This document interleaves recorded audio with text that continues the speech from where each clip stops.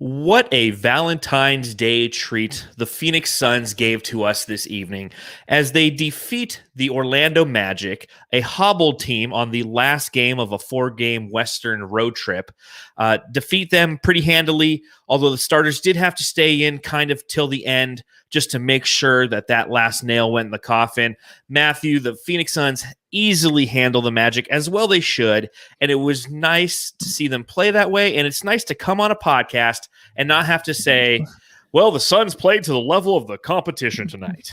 Yeah, I think that phase is maybe finally over, but what a sensual win for the Phoenix Suns today. I mean, they handled business, keeping the streak alive. It's like we don't have to worry too much anymore with the letdown. I don't know what was happening at the beginning of the season, but it seems like it's kind of over, even though the Orlando Magic were shorthanded, but still, it can get away from the Suns if they would have let it, but they didn't. So they did everything they had to do to win this game.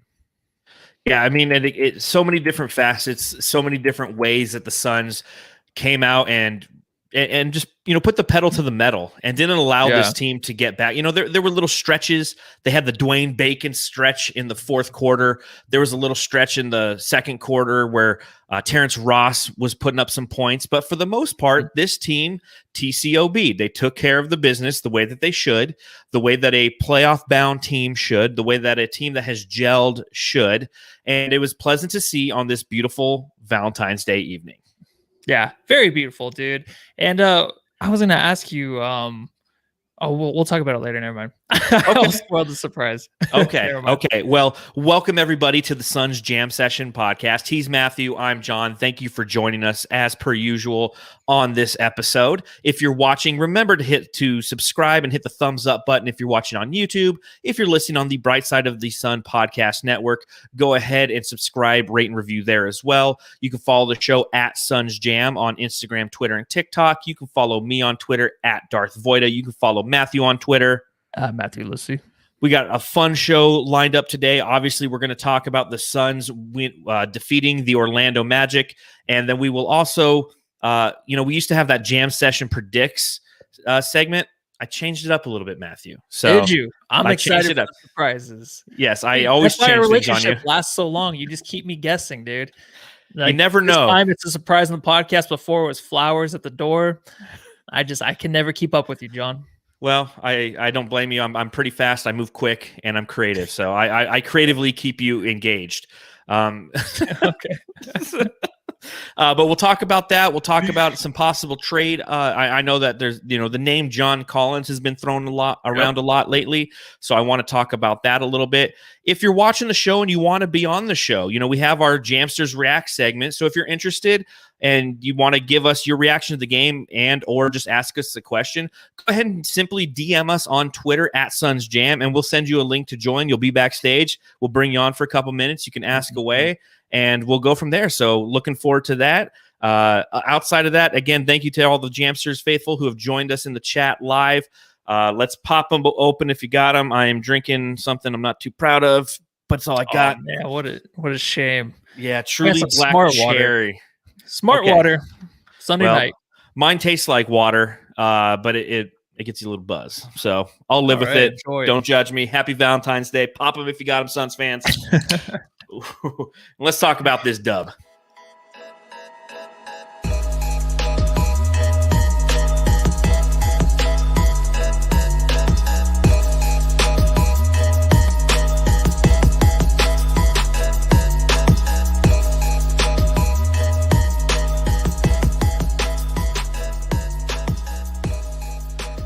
Game 6 of a 7-game homestand for the Phoenix Suns.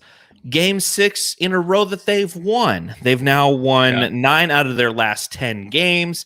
The team is hot right now. They're gelling. They're playing the way that we all expected them to. Hell, they're probably exceeding a few of those expectations as well. So, Matthew, I got to know, is this Suns team better than the bubble Suns? Oh, for sure. Is that even a real question? I mean, they have to be, right? Ooh, what's in the back of you? Little puppy dog, huh? Hey, Brooklyn. Welcome to the podcast. There's Brooklyn, my German Shepherd, ladies and gentlemen. Starts attacking you.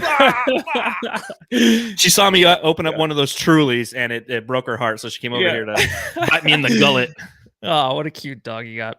But yeah, they are. And it almost makes the case where the Suns are 8-0, but a lot of people kind of thought, even from media standpoint, that the Suns, they kind of got away with a few wins there with teams actually benching their units at the end of the games, just to give the Suns not to give the Suns a win, but just to get the rest. But then you bring in Chris Paul, Jay Crowder. It almost kind of helps, I feel like, Chris Paul in like an MVP case, to where I feel like this team, of course, is better than last year, I mean, with the bubble.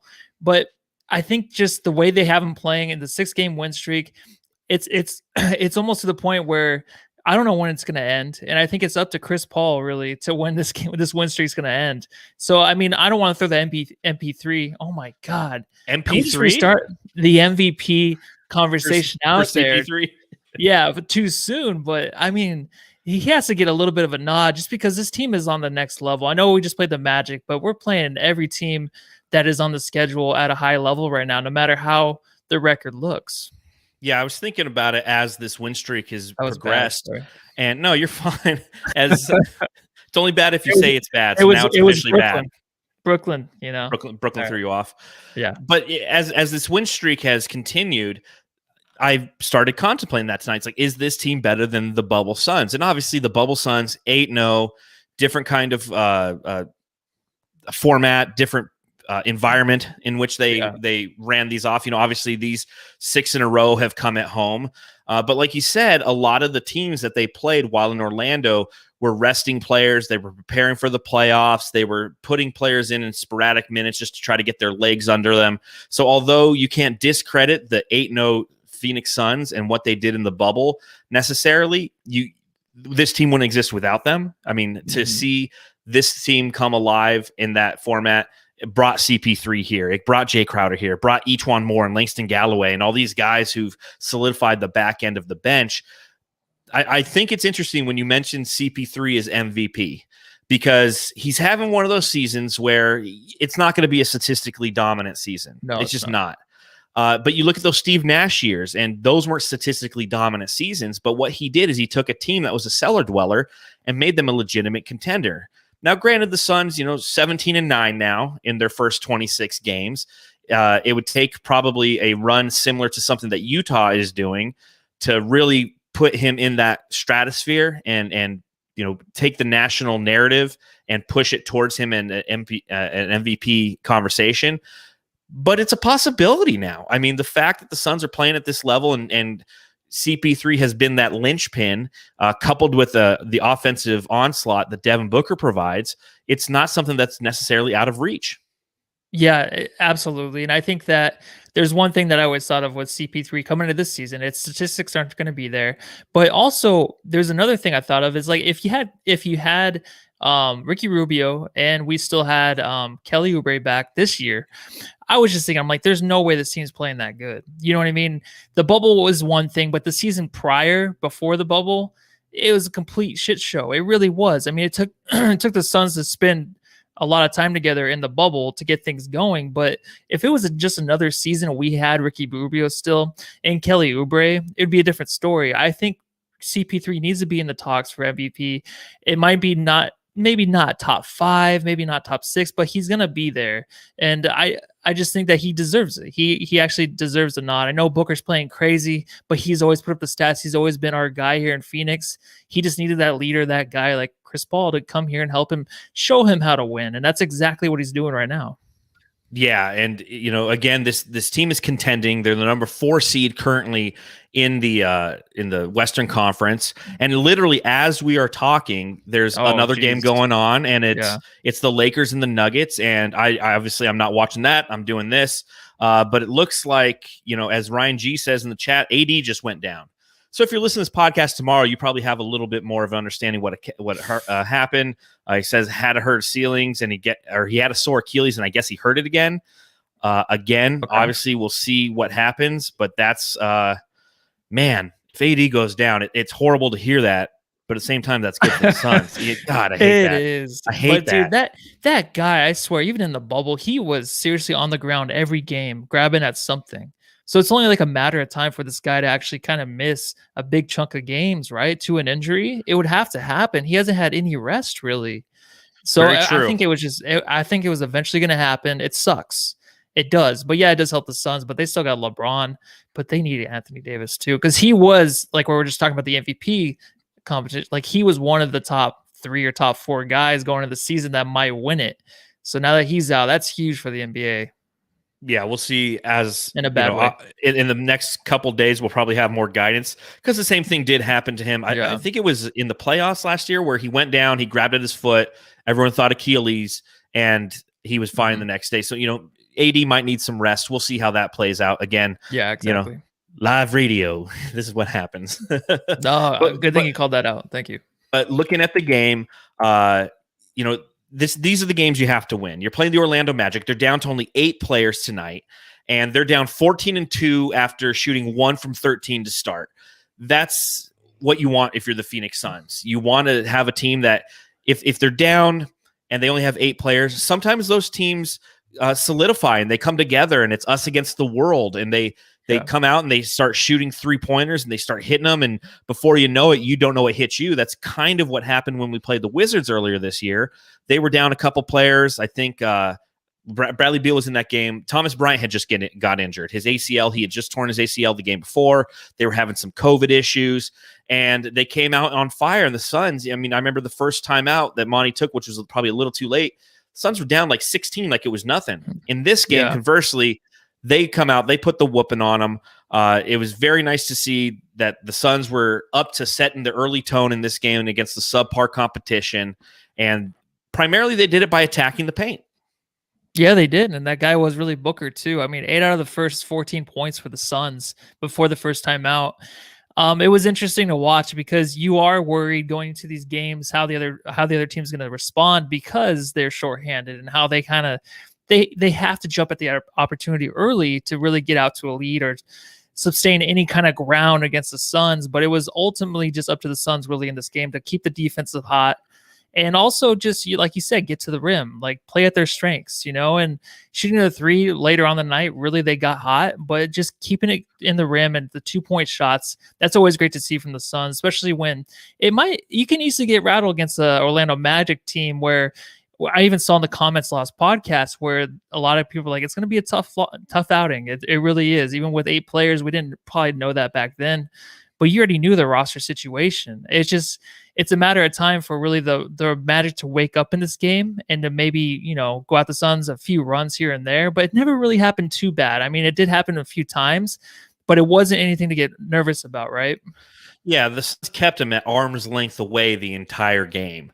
And it was because Devin Booker decided, I'm going to come out to start this game, and I'm just going to punch them right in the mouth. I'm feeling it after that 36-point performance yesterday against the Philadelphia 76ers.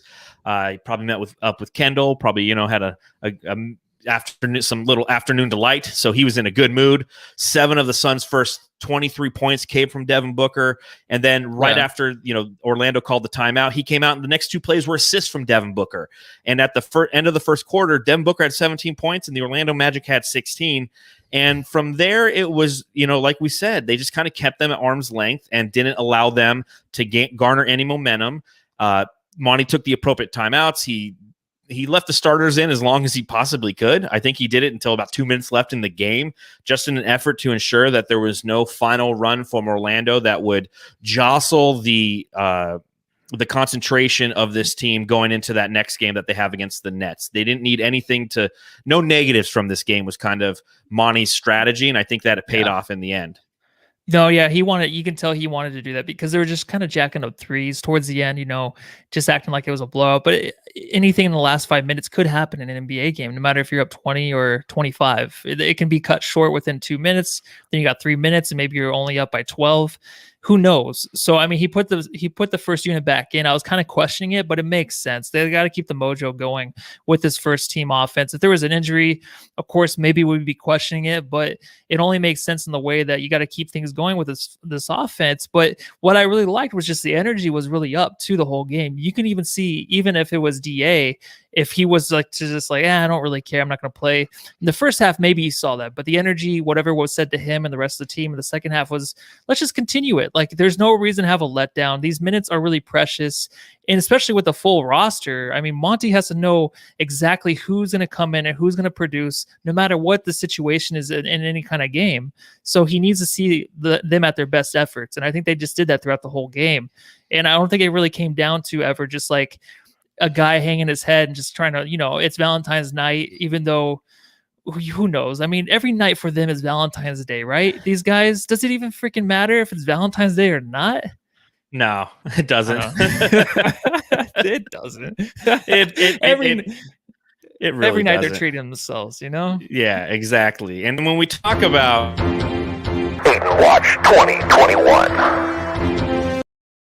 This is kind of one of those tough games to really analyze his performance because, again, it's a depleted team. He's going against Nikola Vucevic, who didn't necessarily have a great game himself. The guy who scored 42 points against the Sacramento Kings a couple nights ago ended with 14 on 4 of 14 shooting.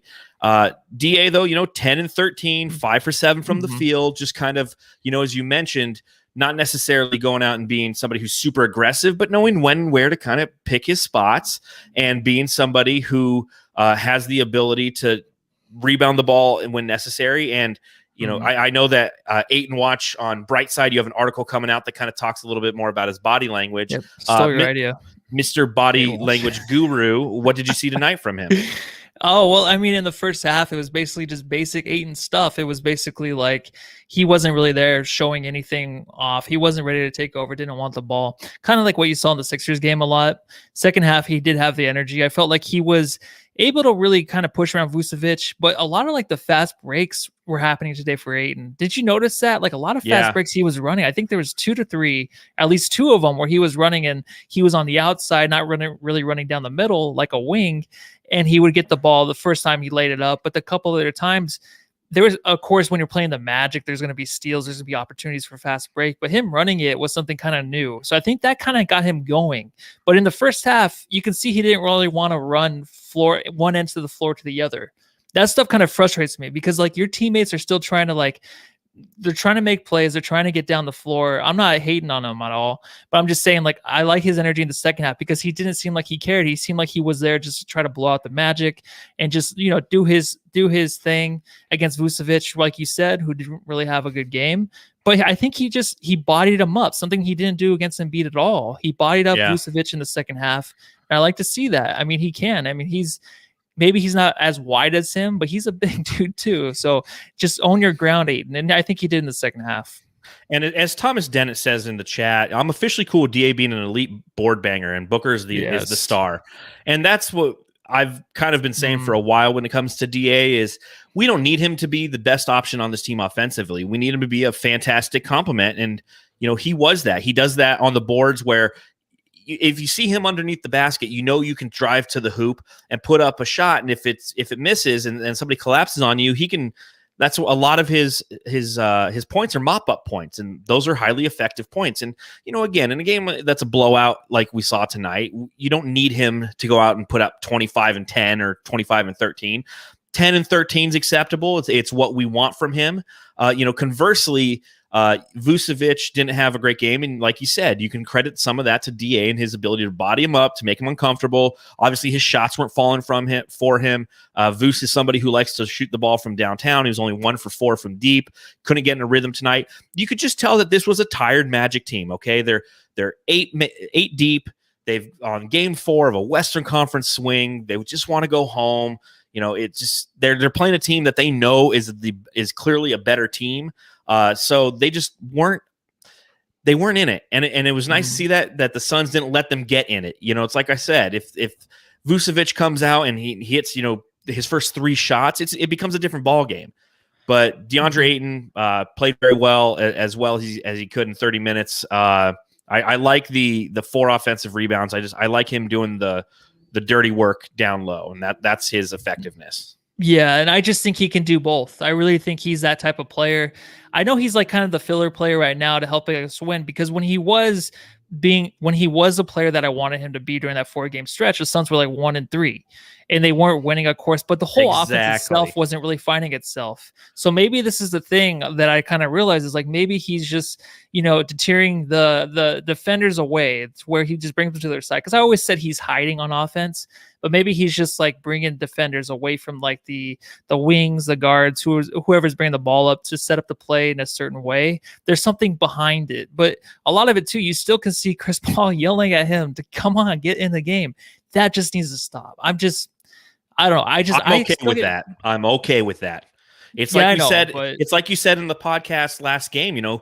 DA at times can remind you of our 7-year-old nephew who he'll be shouting in your face, and you'll be like, "Hey, man, stop that!" And 5 minutes later, he's shouting in your face again because he just doesn't necessarily have that attention span. It's the same thing with DA. Like Chris Paul is out there reminding him at all times, like, "Hey, keep your head in the game. Hey, cut. Hey, hit the boards." And DA needs that. The benefit of Chris Paul on DA is something that in 2 or 3 years after Chris Paul's no longer on the team, and if DA is still on the team and the Suns, obviously I don't think he'll be worthy of a max contract, but if they can get him on something good for like 14, 15 mil a year, that's where the dividends are going to pay off, is when he's probably about 25 years old and all that, every time he's on the court, he'll just like, how people have got like the angel and the devil on their shoulder. For him, it'll just be Chris Paul on both of his shoulders, reminding him of shit he needs to do. And that's what Chris Paul's doing. He's conditioning him to become a solid and consistent player. And that's what Chris Paul's here for, every player, especially Booker. It's helped him the most. Booker, an all-star, now becoming a superstar because Chris Paul's showing him how to win. Of course, he's doing that to DeAndre. The only thing I'm just saying is when he gets the ball in the post, and it took Joel Embiid to really shoot the ball, we were talking about last podcast, to be like, hey, yeah, shoot the ball, shoot the jump shot. You're good at it.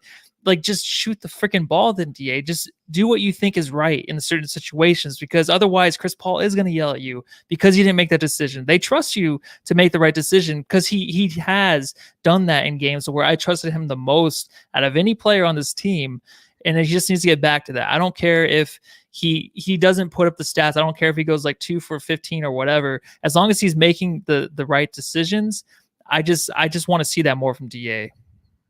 Completely agree. When you talk about 2018 draft picks, obviously DeAndre Ayton was the number 1 overall pick. Tonight we saw the number 6 overall pick in Mo Bamba. And I know that draft, obviously, I think when history goes back and looks at the 2018 draft, a draft that included Marvin Bagley and Luka Doncic and Trae Young. Who's the 5th pick in that draft? Oh my gosh. Because that's the one between Mo Bamba and Trae.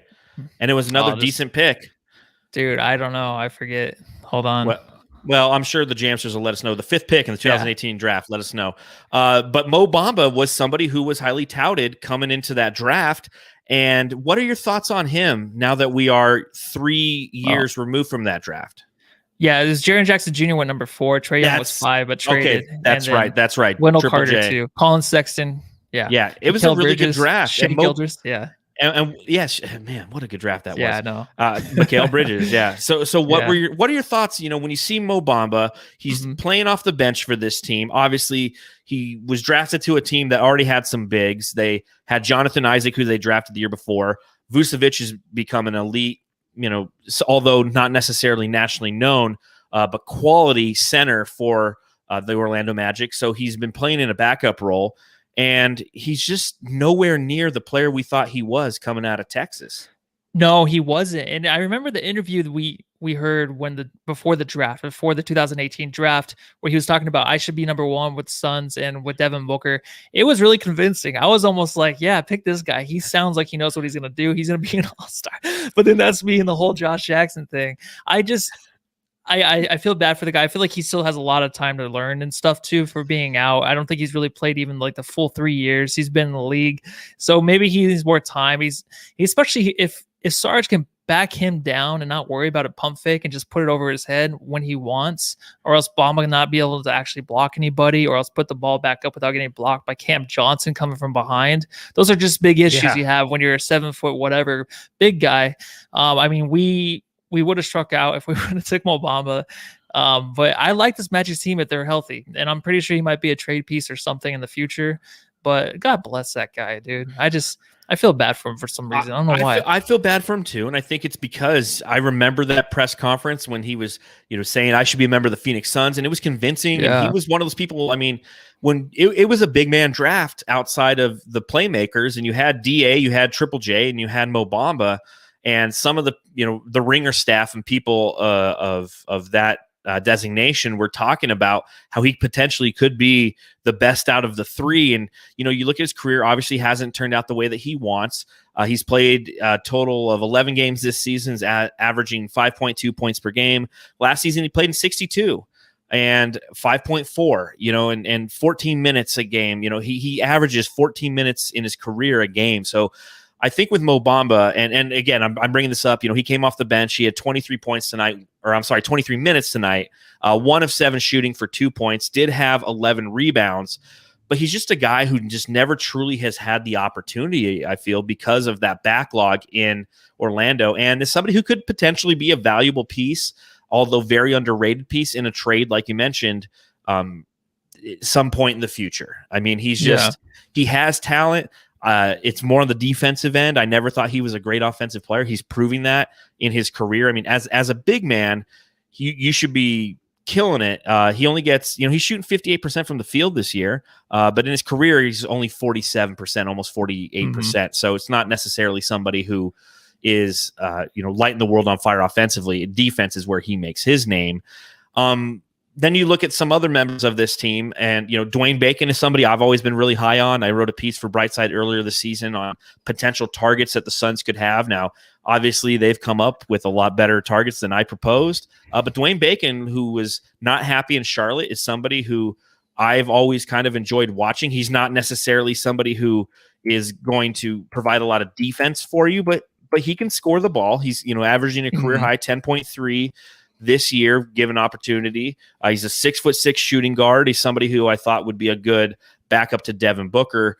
And obviously, he had a really good second half in this game. Only had 6 points in the first quarter, in the first half, but had 13 in the fourth quarter. And he showed that he does have the ability to score the ball. Yeah, John, he's pretty decent. He is. That's all I have on him. There you go. Dwayne Bacon, Suns Jam Session, pretty decent. Yeah. So looking at what the rest of the Suns did this game, it was nice to see Mikal again start to get into a rhythm. 11 points in that third quarter, 11 straight points. I'm sorry. Had 16 total points in the second half, 4 for 8 shooting, and it's nice. Again, we talked about it on the last pod and previous ones. Anything you get from Mikal offensively is always extra, but when he finds those rhythms, it really makes him a complete player, and he's fun to watch. Yeah, he's an opposite player for me where it comes to he has to start making the three really to do anything else. And honestly, I'll always say I don't really like his three too much. And that's really weird. Of course, he's always going to shoot it. He's always going to make them half the time. But but for some reason, I just struggle with it because I know how much more he can do with the ball. But for him, it's basically getting that three going. And then I feel like the rest of his game is going. And him and Saric and also Cameron Johnson, them cutting today was really nice to watch. Even Crowder out there. Now we just have too many fours right now, right? There's too many of them, and it's great to see. It's okay. Yeah, it's nice. But Bridges himself, if he can just, keep getting the basket, it's good. But he has a sneaky games with those points, right? Like, because you always see him on the other side of the ball, or maybe not even notice him because he takes one of the best players out from the other side of the court. And then you just sort of like, oh, he's having a good game on defense, of course. And then here you look at the stat sheet, he's like, oh, he has 15 points or 19 points. It's like, what? Because he hit a couple threes and he gets the rest of his game going. That's what he does. But I mean, it's interesting to me because I don't really like that too much, but he could do whatever the hell he wants, honestly. Who gives a F what I say? Yeah, again, he's your defensive stopper, and if he continues to do that, I'm satisfied. And like you said, he hits a couple of threes. And Kenneth Payne says it in the chat, we are deep as hell. And that's what that comes down to. Beautiful, right? A lot of people are talking in the chat about Sticks not getting any playing time in this one. There's an announcement or something. What do you mean? Did you see that? There was a comment. They said that Monty's going to make an announcement about Jalen Smith or something. I don't know what that means. Oh, he probably. Sorry, I didn't mean to cut you off. He probably means he's going to end up in the G League. I mean, at this point, but that's okay because that gives him an opportunity to develop. I've said it before on this pod, and I'll say it again. I'm a big Jalen Smith fan. I want him to play well. I want James Jones to be correct with that pick like he was with Cam Johnson. Cam's still growing, still has a lot of growth to do, but given his affinity for playing both offense and defense, he's allowed that opportunity to do so. Jalen Smith doesn't play any defense. I mean, again, limited time. We haven't seen much from him, but just know that in his limited time playing defense, he hasn't necessarily impressed. We know that he has an offensive game. He kind of bleeds out to that 3-point area, but doesn't necessarily knock them all down. So he needs minutes. That's what it comes down to is he needs minutes. You look at his offensive rating this year, it's a 94, and his defensive rating's a 113. Again, limited minutes and only 8 games played and 50 total minutes played. But those aren't numbers that are going to get him into the lineup on a team that is unbelievably deep and is looking to win games. And you want to win games. We're out of the development stage of guys. We're out of playing 2 or 3. Remember a few years ago when like the Phoenix Suns are starting the youngest roster ever, and every guy was like under 19. Like we're done with those days. So if as Terrell Jack says in the chat, the Smith can't get any minutes because we have a good rotation. That's a good problem to have. So if they do end up sending him to the G League and giving him an opportunity to play, and you can have a coach see him perform and try to teach him how to play some more effective defense on the NBA level, that does nothing but benefit the Suns in the long run. I don't need Jalen Smith out. Again, this game, you're thinking probably with about 8 minutes left in the game, you're like, okay, the Suns can probably empty their bench at this point. And then Dwayne Bacon went on his little run where he scored, like 9 or 10 in a row, and it put them within 16 points, and Monty wasn't comfortable to empty the bench, so we didn't see any Sticks minutes. Yeah. And honestly, if Sticks was going to come in and just kind of not mess everything up, but there is a certain flow right now with the offense, first team and second team. It's not too bad to have him go to the G League. Like you said, back in the day when we were like the youngest team, I used to feel so proud of this team. But then it's the NBA because honestly, anyone can get traded at any minute. So it didn't really matter how young we were at the time and how we can build off of that, because it's not even anything that happens in the NBA anymore, except for the Warriors when they had, of course, what they did, which was just amazing. They're like the only team to actually pull that off.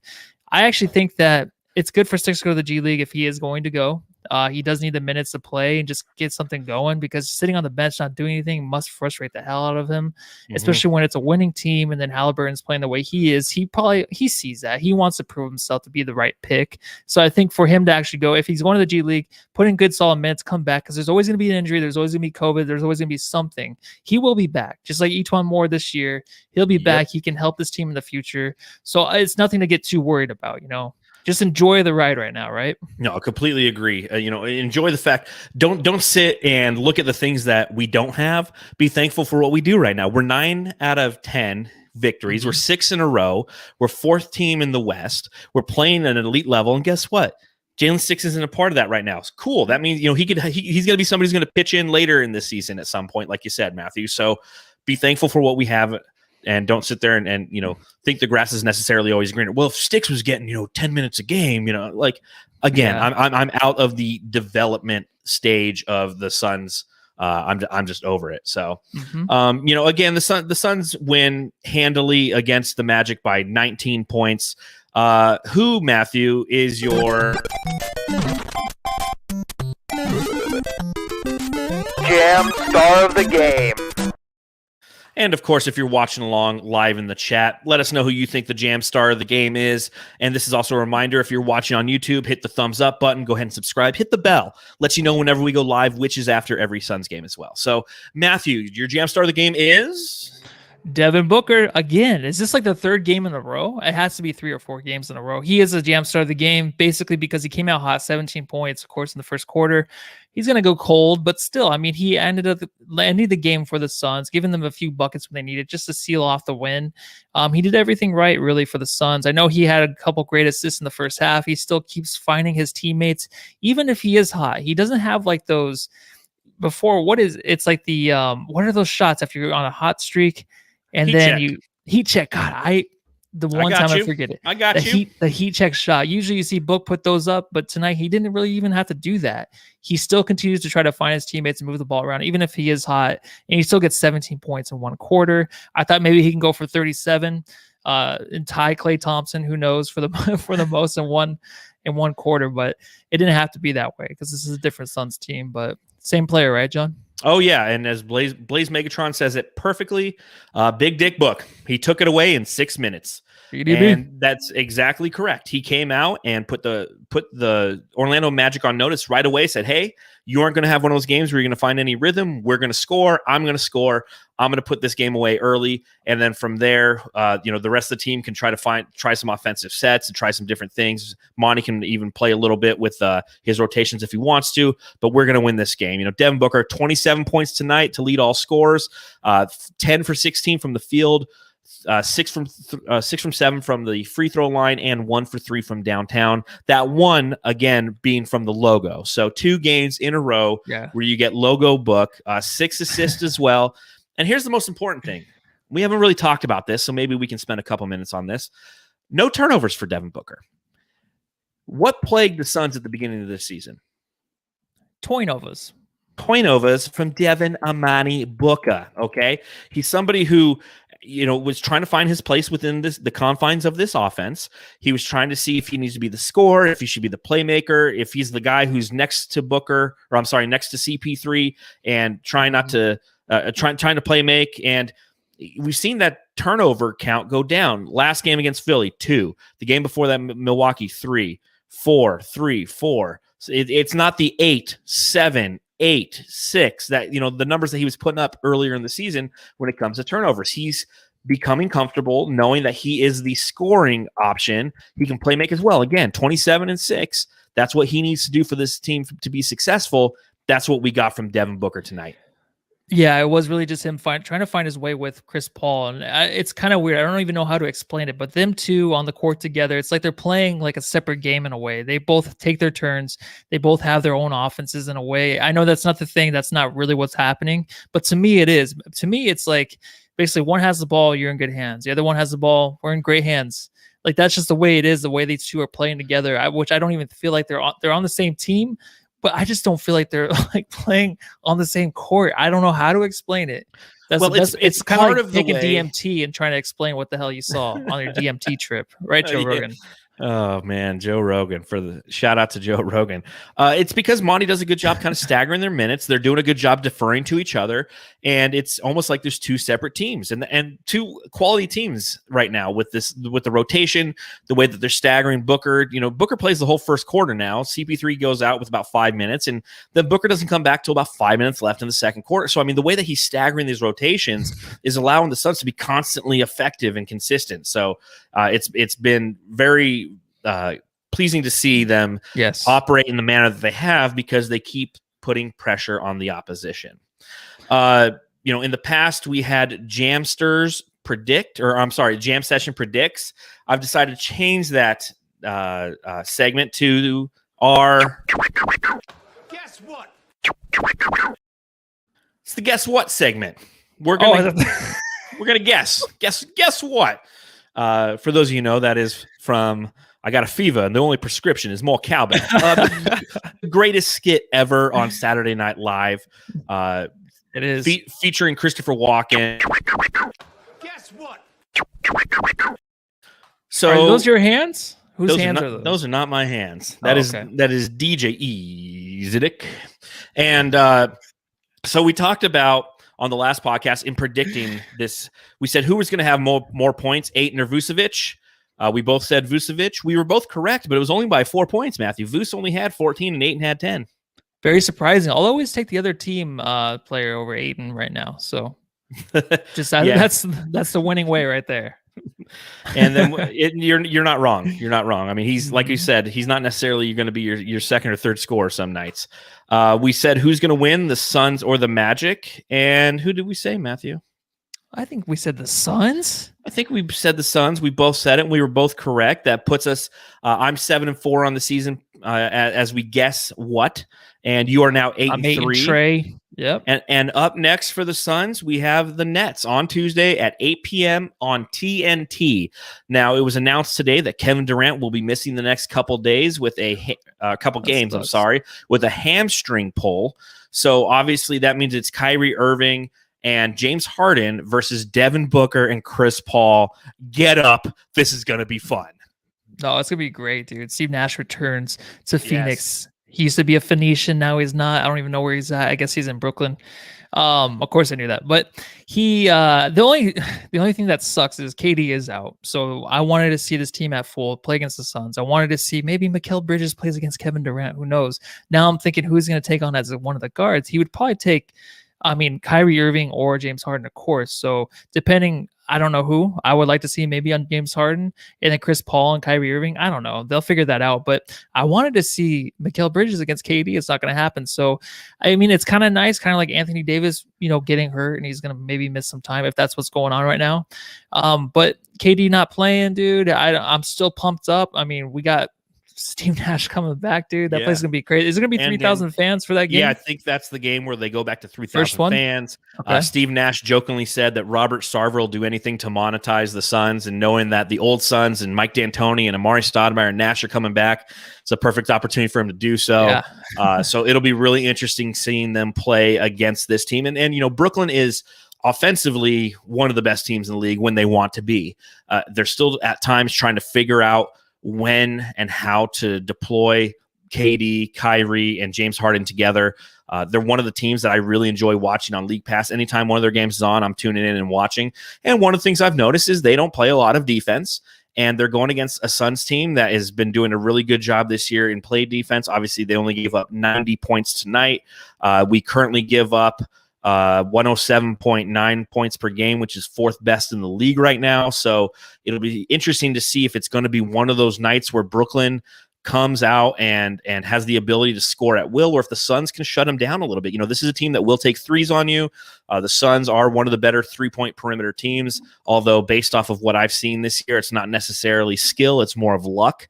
And I think that's just kind of league-wide. Whenever somebody's like, they're great at perimeter defense, it's like, some teams are, like the Warriors a couple years ago, they were really good at perimeter defense. I feel like the Suns just aren't necessarily elite, although I feel like they've been lucky a little bit, right? Yeah. No, you're totally right. And what we can get from this game is hopefully be like the first Harden and Kyrie Irving, like kind of battle with each other on and off the court, to where there's a little bit. I know they've had a little bit of that earlier with DeAndre Jordan and Harden at times, but I want to see them two go at it, kind of start things between those two to get them yelling at each other and then take themselves out of the game and just make this an easy 7-win in a row, Yeah, that'd be awesome. Wouldn't that be nice? I know that the last game that they played, Kyrie Irving had James Harden come up to him before the game, just says, you're going to be the shooting guard, I'm going to be the point guard. And then that's how they played the game. And it worked out very well for them. They're a team that's 16-2. Their last game, how many points did they score? It was like 140 something. They played the Warriors 134-117. That was a game that came on. And it was one of those mesmerizing games where you're just like, geez, like these guys can score at will. But again, not necessarily a great defensive team. Who do you think is going to have more field goal attempts? Booker or Harden? Harden for sure. Yeah, you think he's, with KD out for sure. Yes, I wrote these questions, then KD is out, of course. I think I agree. And the difference between Harden and Booker is an efficient scorer and Harden's not. He's a volume scorer, and he's somebody who forces the issue. Get ready for a lot of those head bobs on glancing plays. Harden ball is part of the Nets now. They do move the ball a lot better. But I do think that Fat Harden is what GW2 said in there. Jay Pizzle says Harden's going to score 47 and they'll lose. You know what? I'm okay with that. That's fine with me. I'm okay with that as well. All right, how about this? Over under Booker plus CP3, 45.5 total points. Now, up to this point in the season, the CP3 backcourt with Booker averages 41.5 points per game. So obviously going against the duo of Kyrie Irving and James Harden, it's going to be obviously a little bit tough on them defensively. Do you think that they can get over 45.5 points as a combo?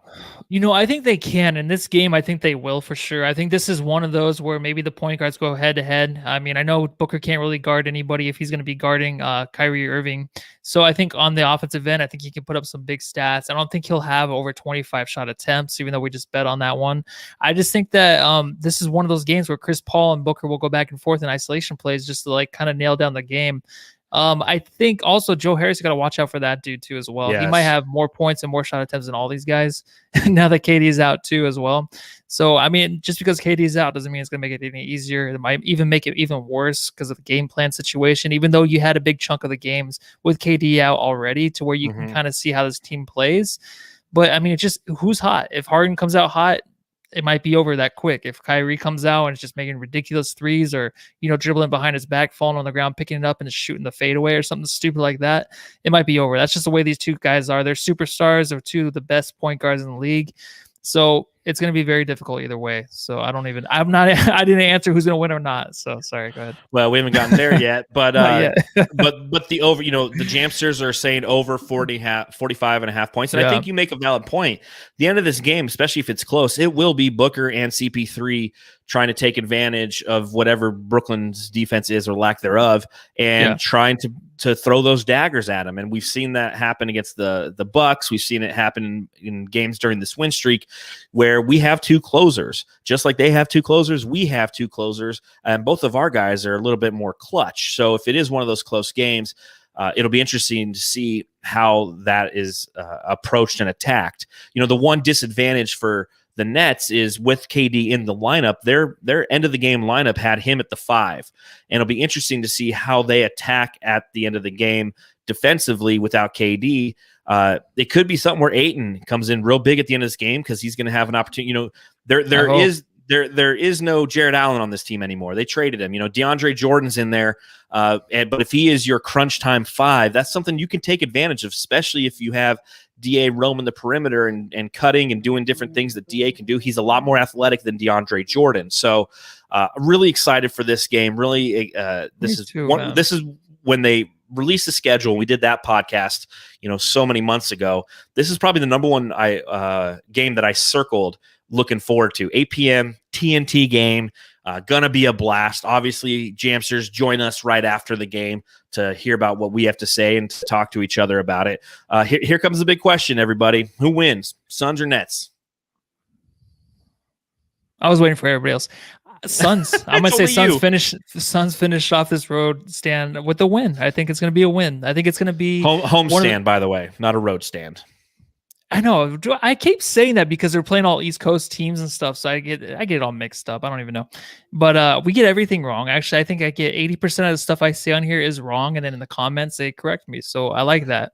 The Nets, I can see them towards the end of the game just kind of just chucking stuff up there when the Suns have a lead. I think DeAndre will have a big game too in this one, but I'm going to pick the Suns. If KD was playing, I probably would have picked the Nets, in all honesty. I just think that their offensive firepower is tough to match. I think the Suns have the capability. We've shown that as of late. We shot 60% against the 76ers. We played the Milwaukee Bucks really well from an offensive standpoint. But with him out, I'm really going to say, let's the Jamsters are they're torn too. This is a tough one to call, but I'm with you. I'll say that we finish this homestand 7-0 and go on a 7-0 win streak, and we beat the Nets. But it's going to be crunch time late, and it's going to come down to, I'm going to say DA is going to have a big rebound off a Booker miss. I can totally see that happen. So for the win, is that going to be the winning play? I don't know if that's the winning play, but it'll be the dagger that puts them away. I think DA is going to break the rim this game. Okay. I don't see that at all. He's kind of a layup guy. Last thing I want to talk about real quick before we get out of here. Yes, it is Valentine's Day, and every podcast, I would be remiss if we didn't do a typical trope, and that is just talk about what we love about the Suns right now, Matthew. The team's playing great. We obviously are huge fans of this team. We have a podcast, and we talk about them after every game with the Jamster faithful. So let's talk about some of the things that we love. And I wish I had some nice, kind of Kenny G saxophone music to play in the background. There you go. But it's copyrighted, so I can't do it. So all of this is copyrighted behind me. let's do 3 things that we love about the Suns right now. Give me your first thing you love. First thing I love is the bars at the new arena. I think they look fantastic. Sorry, I'm playing Kenny G in the background. Your lip. No, I love the bars at the new arena. I keep seeing them on everyone's Instagram posts or Twitter posts, whatever. And I just want to see it. I want to see if it's too big in the entryway. Is it going to cause a mess? But I love it. I love the way it looks in all the bars. I can't wait to have a drink from each one, tell you what's my favorite beer, and then drive home. Yeah, I'm with you. Someone brought John Collins. We haven't been there yet. Oh, we'll get to John Collins here in a minute. That's the last thing we're going to talk about. We're talking about what we love about the Suns. Okay, we'll get there. And the first thing I love is the depth of this team. Okay, depth of this team. It's absolutely the deepest team I remember. Going back to like the 92, 93 Suns, that was probably the deepest team the Suns have ever had. And I like this team better. I mean, I think that from 1 to 12, they are just a team that has so many different types of ways that they can beat you, and we're really seeing that all kind of come together over this win streak. So that's the first thing I love about the Suns. Matthew, give me a couple more things you love about the Suns. All right, I'll give you my number 2 and number 3. Number 2 is DeAndre Ayton's just listening capability. DeAndre Ayton just being there and just taking all the sheesh this year and still putting up decent numbers. We have the Ayton watch. I look at the body language, don't like it a lot of the times, but it doesn't matter because he's continuing to listen, continuing to learn. He can be a douche about it, but he's not being that guy. I am thankful. Are we doing thankful or what I love? I love DeAndre's What do you love? heart. I love his. I love him just listening to the older wise men on this team, dude. To James Wiseman. I love it. And shout out to Infinite Tranquility in the chat. What a beautiful poem he just posted. Roses are red, violets are blue. It's Valentine's Day. Suns Jam Session podcast. I appreciate you. We appreciate you. So you love DeAndre Ayton's ears, I guess, the fact that he can listen. I'm going to take my last two and kind of put them together. I love the Suns' shoe game right now. Tonight was a great example of that. Booker has those faded Nikes that are like orange to purple that go perfectly with the Valley jerseys. You have Crowder had the orange shoes. Bridges has those sick yellow shoes. CP3 even had the red shoes on tonight. And then the Valley uniforms. I really love the Valley uniforms this year. You know, it was one of those things where I think we all were very welcoming of them to start the season. But what's been really fun to do is to see how they're received by other fan bases. And SB Nation, which is the site that Bright Side of the Sun is on, obviously has a site for every team. And if you're bored, you can go onto their sites and you look at kind of the game threads that they have when opposing teams are playing the Suns, and whenever they have the Valley jerseys on, you go in there and everyone's like, damn, I love these jerseys. Like, you know, the opposing fans love the Valley jerseys, and I'm very proud to rep that and to have that as a part of the Valley. So I love that. Oh, dude, how cute. This is the cutest segment. I don't think I put my number 3 out there, did I? You didn't. Okay, so my third one goes to Tom Chambers. We love it that I don't know if he's drinking or what, but I love him on the post-game and pre-game show because is he crazier than usual? I think it's that big bar that's right there. I think the fact that they opened everything up and the fans are back and their station is right next to the bar. Like TC can grab a couple old fashions in between takes and he's having a good time. Yeah, he reminds me of like my dad or my Uncle Joe used to come over every Thanksgiving. So shout out to some of the Jamsters who are telling us what they love as well. Chris J loves Matthew's mustache. It's all gone, dude. Brendan King loves us and the podcast. We truly appreciate that.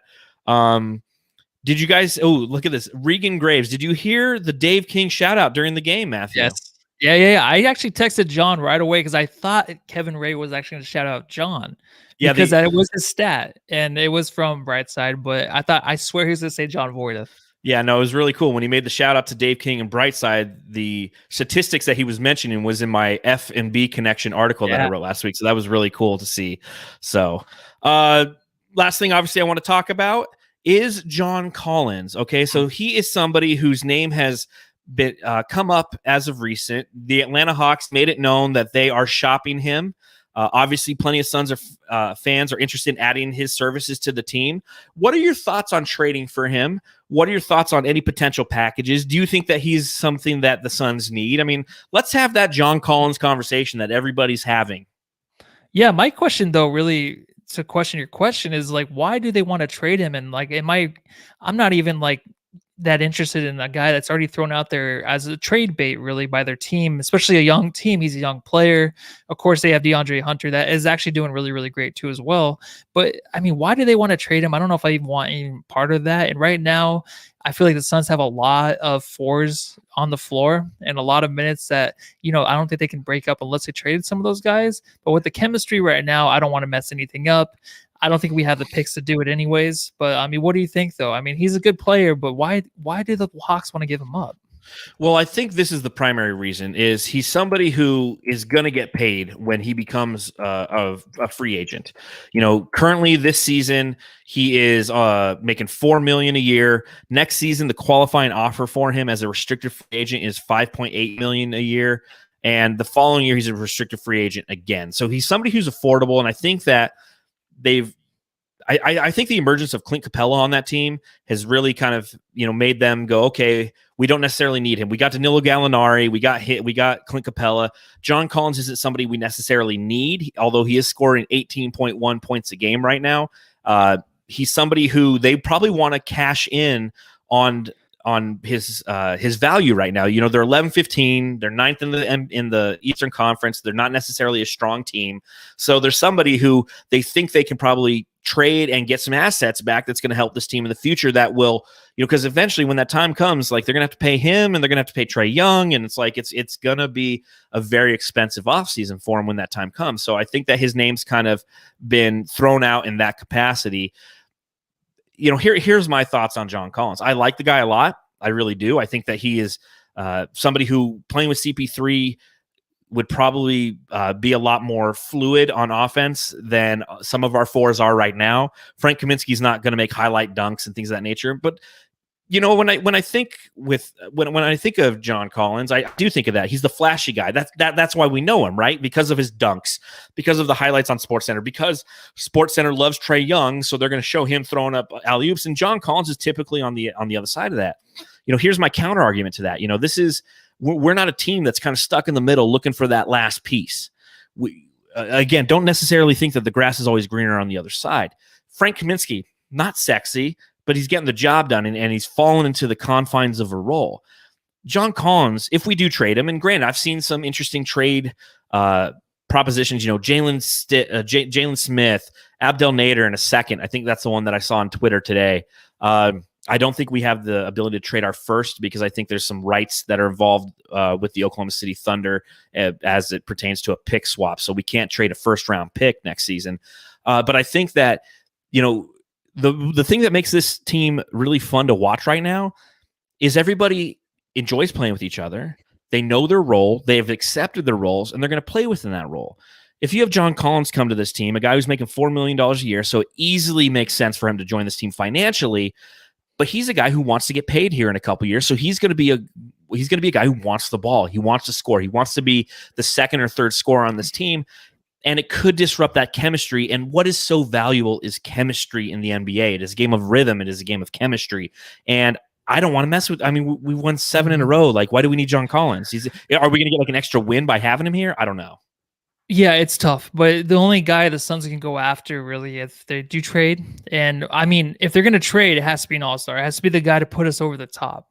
And John Collins isn't that guy. I feel like just to mess up the chemistry for a guy like him, I don't think it'll work. It would have to be a guy that's an all-star, someone that's going to come in and absolutely will be the best in the West. If AD's out for the Lakers, we'll be better than the Clippers. It would have to just be that guy to put us over the top. I don't want to mess with the chemistry. So I don't know who the all-star is, who we would trade just to get the championship this year, but there might be a name that floats around. So it was save it for that, not John Collins though. Yeah, I agree. Again, don't mess with what you want to do is you want to fortify. I don't think we need to fortify the starters right now. You could fortify the bench. I don't think we need to fortify the bench right now. I mean, I'm happy with this team where they are. Like I said, the things I love about the Suns on this beautiful Valentine's Day is their depth. And I don't want to trade off a couple of pieces. I don't want to be known as a team too in a front office that does that. It's like, hey, these guys are playing really good. They love being here. And we're like, yeah, but this guy, he puts up 18 points a game and has a defensive rating of 112. He's not necessarily a great defender. This team is a defensive team. I like the idea of him. And don't get me wrong. If you talked about this in the off season, this is somebody I would have, and we've talked about it before. This is a guy that we would have loved to go after when we were talking about potential free agents or trades that need to be made for this team. This is a guy whose name came up multiple times. His contract made sense. His offensive ability made sense. But now that we've progressed through this season, we're rapidly approaching 40% of the way through this season. Who just said infinite tranquility? Said it in the chat. Don't rock the boat, baby. No need, in my opinion, in my humblest of opinion. Yeah, but if you want to take it to the next level, you might have to do that. I know this team has great chemistry. It's a great win, but if you want to be the best in the league, which we have a chance to be that team, the best team in the league, you still need an addition of another all-star, unless DA just comes through, which is not going to happen this year. He's not going to be that guy yet. He's just not going to be that guy. But prove me wrong, DA. If he's the missing piece, DA, he's the missing piece, the beast in the paint he's the guy that we need to get over the hump. But we might need to trade for that all-star instead. But again, this could be one of those things where at the end of this season, the Suns go to the playoffs. We get, we win 2 playoff series. We end up in the Western Conference Finals and we don't win. And the reason becomes, okay, we didn't have enough interior offense. Then you make that decision at that point, because he's still, you're right. He's somebody who next year has a qualifying offer of $5.8 million.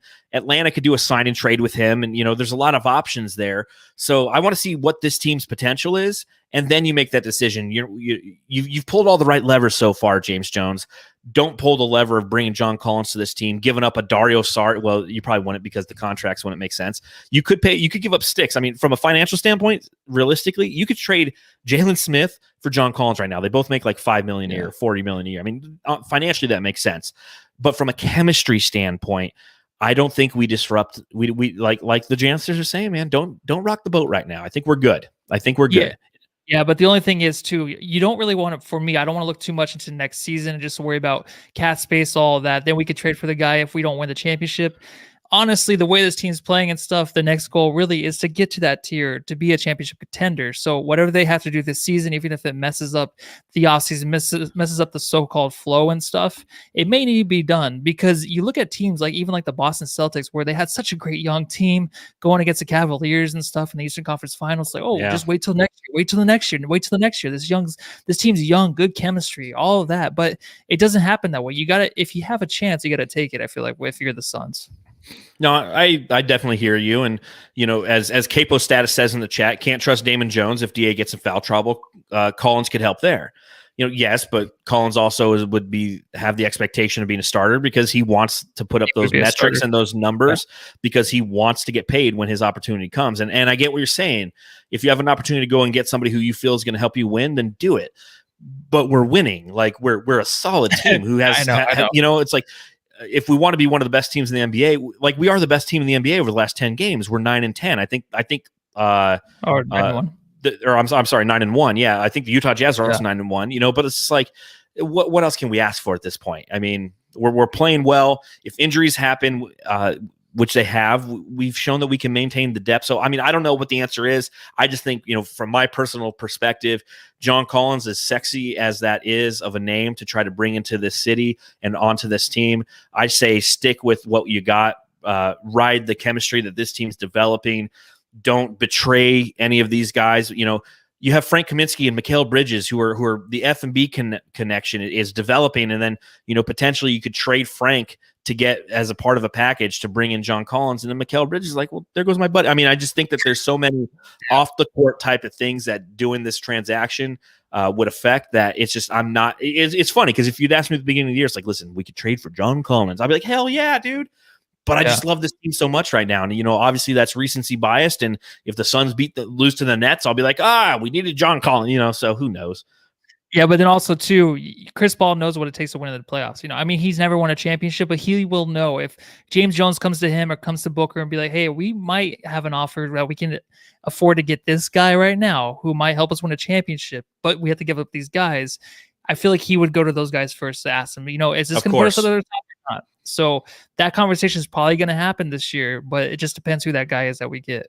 Yeah, it'll be interesting to see how the Suns navigate the trade deadline, which I believe is March 25th. So we're about a month and 9 days away from that trade deadline coming. And between now and then, a lot of different things could happen, and there could be an injury, and there could be a winning streak or a losing streak by a team above or below us that's going to force our hand. So we really don't know, but it is definitely a name that we will continue on Suns Twitter and among Suns circles to talk about, because it is an intriguing name. And again, the fact that you have Chris Paul here and Jay Crowder and Etuan Moore and Langston Galloway and all these guys who chose to come here, know that if you sign the likes of a John Collins, the other side is, if he likes it here, he could extend and decide to want to stay here. I mean, that possibility exists. I mean, the culture is changing in the Valley of the Sun, and you see that every night. Again, when you play the Orlando Magic and you beat them by 19 like you should, those are the kind of things other players are looking at, and they're like, damn, man, like I want to go play for that squad. So if you bring a John Collins here, that could be another byproduct of somebody else coming. So, I mean, a lot of different things to contemplate as we talk about that name. Yep. Oh, yep. That just burped. Excuse me. Well, I guess that means it's time to wrap up the show. So again, to the Jamsters faithful, thank you for joining us. Make sure you hit that thumbs up button. Make sure you subscribe. We're fast approaching 1,000 subscribers on YouTube, which is exciting for us. Let your friends know. Have them subscribe. Have them come on over. We really appreciate it. If you're listening on the Bright Side Podcast Network, where you can get not only the Suns Jam session, but also Fanning the Flames, make sure you subscribe, rate, and review as well. You can follow the show at Suns Jam on Instagram, Twitter, and TikTok. You can follow me on Twitter at Darth Voida. You can follow Matthew on Twitter. Ulysses. That's right. Suns win, baby. We'll be back again. It'll be a late night after the Nets game. We'll be back, Arizona time, about 10:20, whenever that game ends. Until that time, happy Valentine's Day. Love you all. Really appreciate it. Have a great evening. Everyone go home and love your family. Take care, everybody.